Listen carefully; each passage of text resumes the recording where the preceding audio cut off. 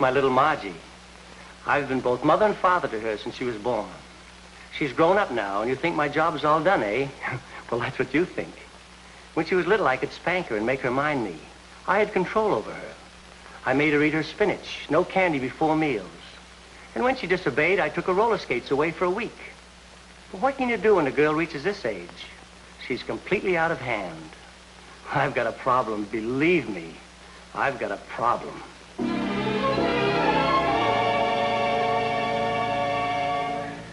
That's my father. I've raised him from childhood. That is, my childhood. He's nearly 50 now, and you'd think he'd settle down, wouldn't you? Well, that's what you think. Today, he looks better in shorts on a tennis court than fellas 25. Girls wink at him, and what's worse, he winks back at them. I want a nice, old, comfortable father. I try to look after him, but he just won't settle down. I've got a problem, believe me, I've got a problem.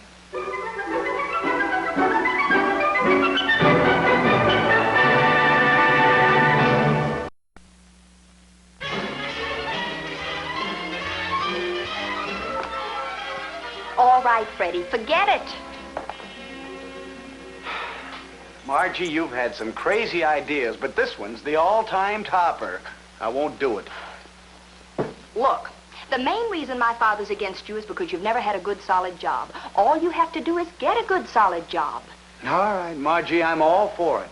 But why do you want me to ask your father for a job in his office? Why? How many times has he said you should get into a business like his? Big finance, big future. So it suddenly occurred to me that if my pappy thinks you ought to be in a business like his, why not his for real? All right, Margie. I'm tired of arguing. I'll ask him. But knowing how he feels about me, may I make a prediction? When I ask him for the job, he'll look at me curiously for a couple of seconds. Then he'll burst into a great big laugh. Well, what do you say, Mr. Albright? You see? What did I tell you? Dad! What is it, dear? Why won't you give Freddie a job? I'm sorry, honey. I'm sorry I laughed, Freddie, but somehow I just can't picture you working around me. But, Mr. Albright, I've changed a lot since I first started coming around here. I'm a lot more settled and dependable, and I'm not clumsy like I used to be. Oh, Freddie! I'm awfully sorry, Mr. Albright. Regarding your question about working in my office and my laughing instead of answering, yes, sir. I'm ready to answer. Don't call us, we'll call you. Okay, then, Mr. Albright. In that case, I'll have to go over your head. Over my head? I'll go straight to Mr. Honeywell. Margie Albright, I forbid you to carry this thing any further.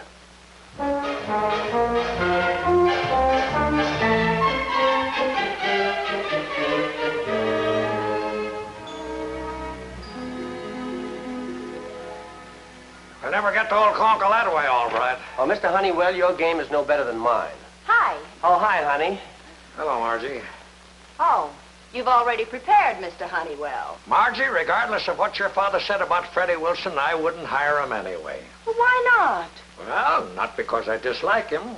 Let me rephrase that. I do dislike him, but that's not why I won't hire him. Well, couldn't you... Oh, please, Mr. Honeywell, just give him a chance. Margie, I'm not running a school.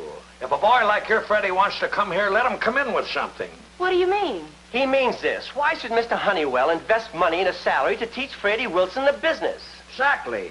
Let him dig up some business for us, then we'd be glad to talk to him. And when you say we've got to teach a man the business, you have no idea how many different angles there are to learn.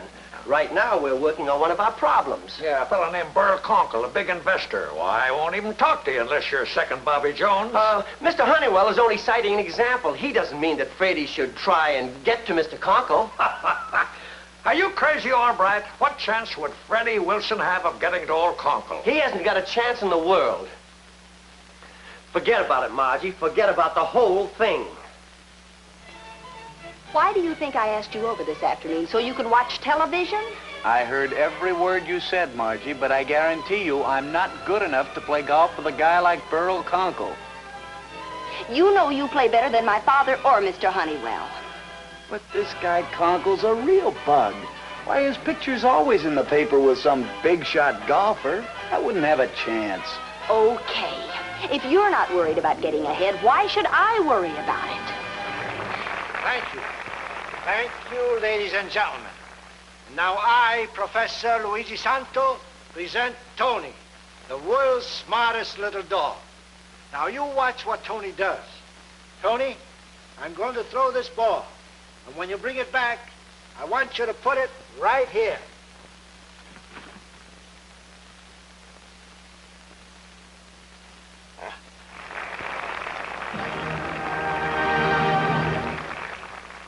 Now we choose a different spot. Tony always places the ball where I tell him. Now, Tony, this time you're going to put the ball right on that table. Go ahead. Go.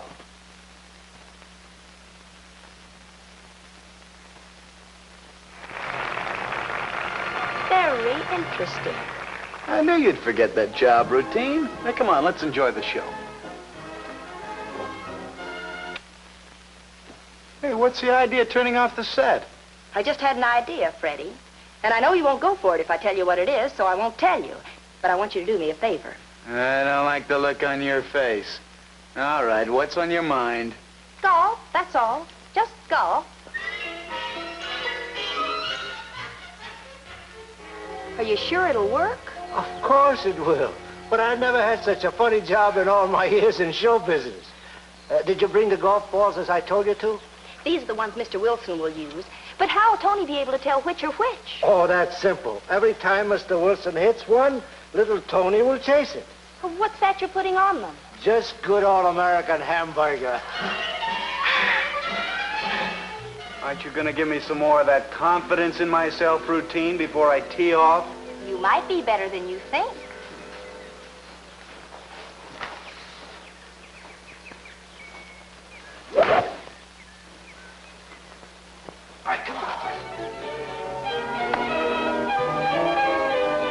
That had enough hook on it to hang a house on.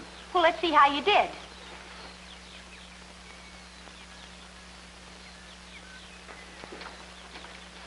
Margie, I told you, I hooked it way over there in the rough. Freddie! Well, that can't be my ball.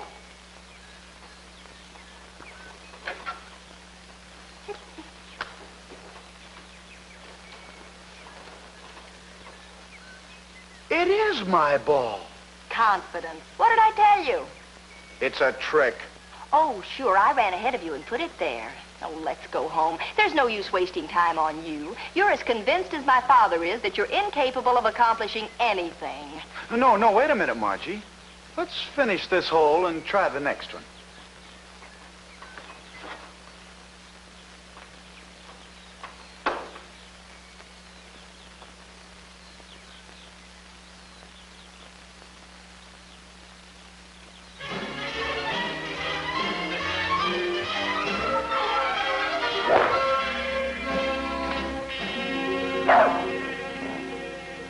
This is the fourth hole. If it happens again, I'll have to believe it. Oh, Freddie, I had a feeling this was going to happen.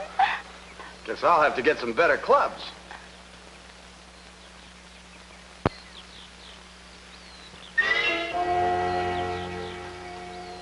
Oh, Freddie.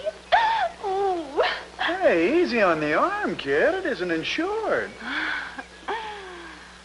Well, no use playing it out. That last pull of mine put me 4 up with only 3 to go.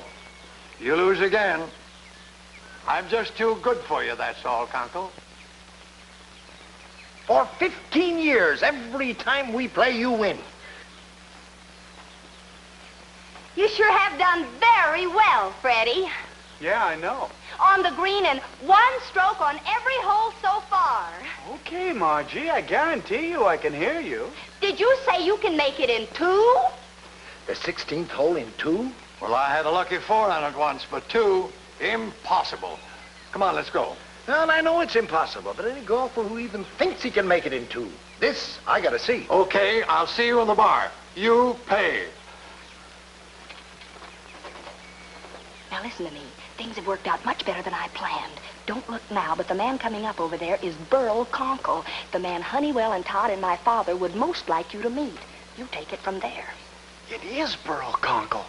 Margie, tell me, is this a trick, or can I play golf the way I think I can? Confidence, Freddie, confidence. Excuse the intrusion, but I couldn't help overhearing your conversation. Do you really believe you can play this hole in 2? Well, it seems that way. Sorry, but I'm afraid you're wrong. My name's Conkle, Burl Conkle. Oh, of course. We should have recognized you. This is Mr. Wilson of Honeywell and Todd. I'm Margie Albright. My father's Honeywell and Todd's executive vice president. Oh, that's very interesting. It's nice knowing you, Wilson. Do you mind if I watch you play this hole? Oh, of course not. Huh.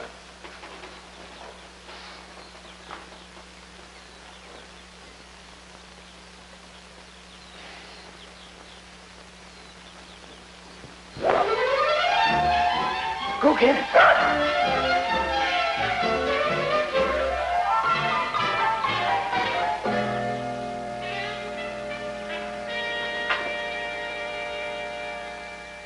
Wilson, you are tremendous. We must play together sometime. How about tomorrow? A foursome. You and Mr. Wilson could play Mr. Honeywell and my father, Mr. Albright. Hey, that's a swell idea. What do you say, Mr. Conkle? Tomorrow it is. And call me Conky for Conkle. Okay, Conky. And you just call me Freddie. 2 strokes. Oh, he could make it in 1 if he really tried.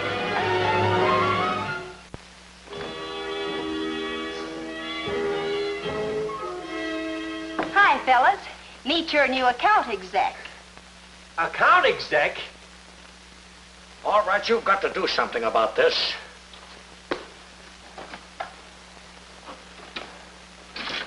How are you, Vern? Vern? What's new, George? George. It's probably my call, Vern. I had our girl place it for me on the way in. Our girl? Yes, Betty? All right, this is the last straw. I bet they fixed things so we'll probably never get to Conkle. Yes, Conky? Conky? Just a second, Conky. I'd like you to meet my associate, Vern Albright. Vern, meet Mr. Conkle. Hello? Is this Burl Conkle? Glad to meet you, Mr. Conkle. Our date tomorrow? 10 a.m. at the club. Oh, yes, of course. Huh?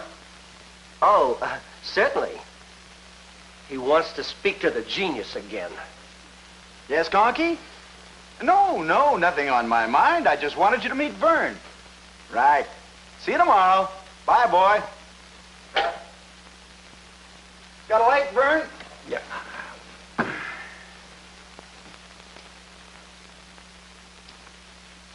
By the way, Vern, my job hasn't been confirmed yet. Don't worry about that, boy. I don't know how you did it, but you're hired. All right, Margie, how did he do it? Or should I say, how did you do it? Oh, don't credit me, Pappy. There's the boy, and here's his golf score. Golf score? Good Pete. Let's go, Freddie. Yep, think I'll take the rest of my first day off. Fine, Freddie, fine. See you, fellas, tomorrow at 10.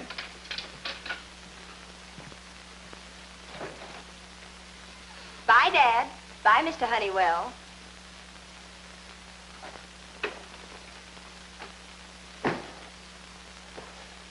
I can't believe it. Yeah, well, I can, and it's something I've been thinking of for a long time. Young blood, that's what it is, all right. Young blood. Mr. Honeywell, this sounds like one of those kicks that you get on every once in a while. Oh, kick my Aunt Catherine. In one day, young Freddie Wilson accomplishes what you haven't been able to accomplish in weeks. Young blood, that's what this company needs, young blood. Now, what do you say to that, Albright? Did I tell you that I went roller skating the other night? Albright, how long have you been with our company? How long? Why? Oh, I was just wondering, that's all. Just wondering. All right, Freddie. Bye. Dad? Yes, baby. Well, what do you say about Freddie now? I did go roller skating last night. I really did. And I kept up with men in their middle 40s. Dad, what's wrong? Oh, this time it isn't just a kick. This time Mr. Honeywell's dead serious. Young blood, he says. That's a new scheme of things. Young blood. A whole staff of Freddie Wilsons. Well, what's Freddie got to do with it? Oh, he did what I tried to do and couldn't. I overheard Mr. Honeywell talking to the personnel manager. He said, send me the complete records of all men over 45. Dad, he wouldn't fire you just because of the way Freddie played golf today. Well, the handwriting's on the wall. And tomorrow morning when we finish the 18th hole with Mr. Conkle, I just hope there's a little niche for old weary investment men up there. Dad, it wasn't supposed to turn out this way. Dad, stop your worrying. How can I? Suppose you played better golf than Freddie tomorrow. Oh, miracles like that just don't happen, Margie. I'm sorry, Miss Albright, but I'm much too sick to go out today. Oh, but you've got to, Professor Santo. You've got to. Smith, doesn't that boyfriend of yours look like good enough golf player yet, huh? He looks too good, and today my father's got to look better. Oh, please, Professor Santo, please. Look, I've got the bug. I'm sick. It's happened to everybody lots of times. But if you gotta have the help of little Tony, why, you take him. And I promise you he'll work just as good for you as for me. He will? Sure. Tony, this nice girl who has such crazy ideas, she's gonna be your boss today. What do you say, huh? Attaboy, Tony. In a little while, you're going to make my father look like the greatest golfer in the world. Mr. Conkle and Freddie ought to be here any minute. Now remember, Albright, we want to make Conkle happy. I understand, Mr. Honeywell. As bad as I usually play, today I'm to play even worse. Exactly. The worse you and I look, the better Conkle and Freddie will look. Now, don't forget, today you play the worst game of golf you've ever played. Here they come now.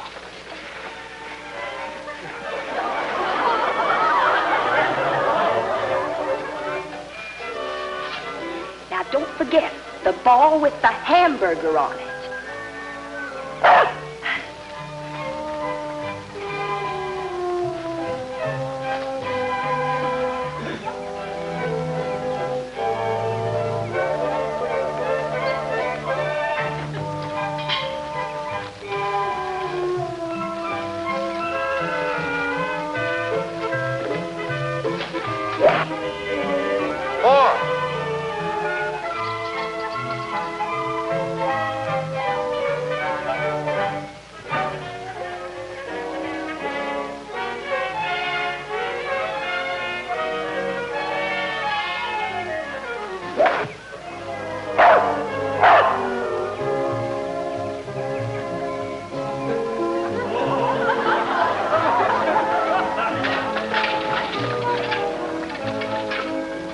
Well, I guess I'll have to concede this hole. I can't find my ball.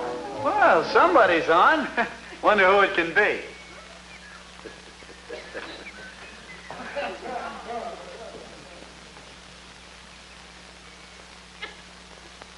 It's my ball.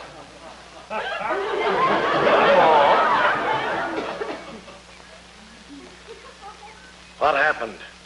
I don't know, Conky. I mean, Mr. Conkle. It was an accident, Mr. Honeywell.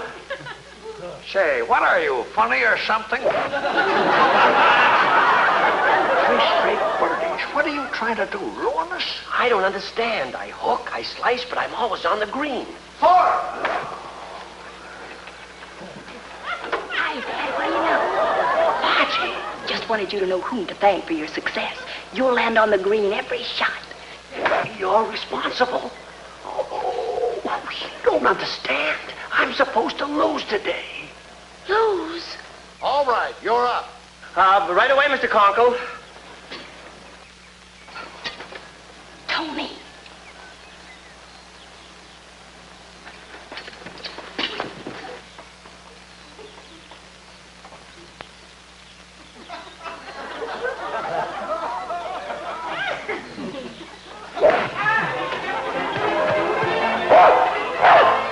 No, Tony, no. Tony, you don't understand.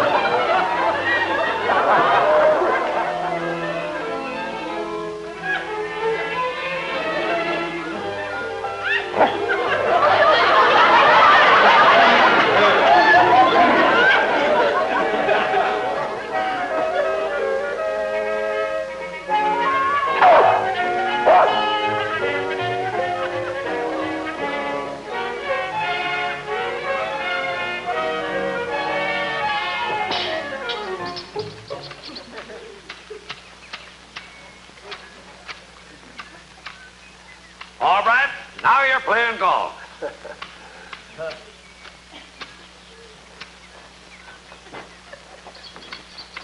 Well, you're all over the place, aren't you?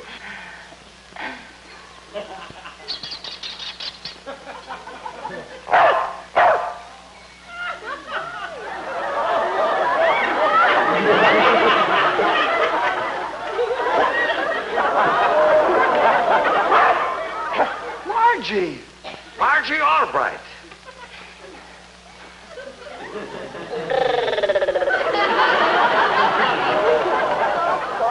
Albright?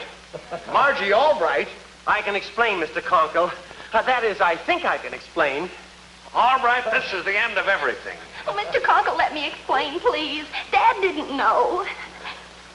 This is hamburger. Yesterday I used it to make the dog chase every ball Freddie hit, and today I used it to make my father look good. Only I didn't know until a few minutes ago that you and Freddie were supposed to win, and I've been trying to make my father look bad to make you look good, and oh, please, Mr. Conkle, Dad didn't know anything about it. He didn't have anything to do with it. Couldn't even be ground round.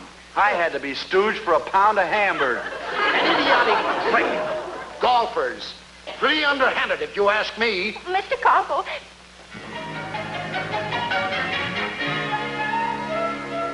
Shut up! Whatever you were going to say, shut up! You're fired.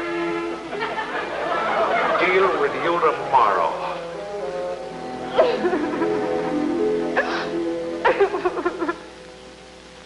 I'm sorry, Dad. Oh, forget about it, dear. I know you didn't mean any harm. Mr. Honeywell fires me tomorrow. It's not the end of the world. Oh, honey, don't worry about it. I'll get it, Dad.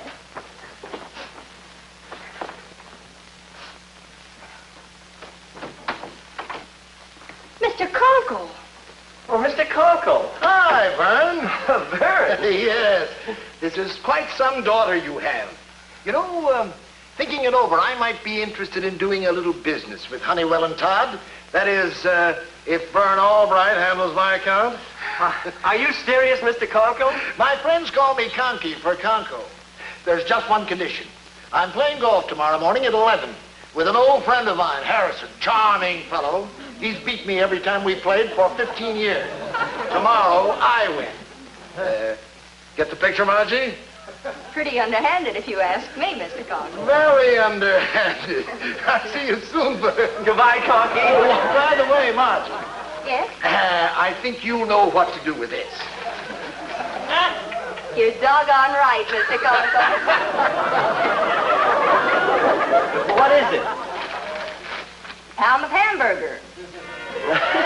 Honey, you took an awfully roundabout way, but you sure came through for your old pappy. Turned out exactly as I planned.